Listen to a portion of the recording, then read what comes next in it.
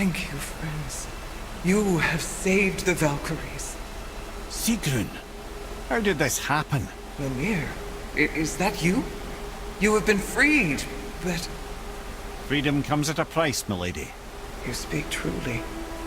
Countless winters we served the All-Father. But only through his union to the Queen did we ever taste some measure of freedom. But aren't you the Queen? There has only been one Queen of the Valkyries, the goddess Freya. When Odin severed her wings, I served in her absence, but it wasn't enough for the Allfather. He used an archaic piece of magic, corrupting my sisters. I tried to contain the damage by imprisoning them in places where they could cause no harm, but soon I lost myself as well. Sigrun, I'm sorry for being so worthless. I could have done something, or tried at the very least. What will you do now? I must reunite with my sisters. Together we can restore balance to the realms.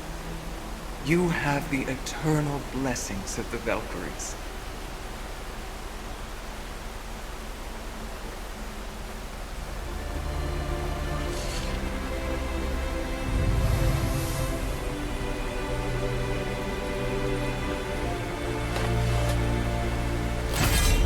Well, we did it, I suppose.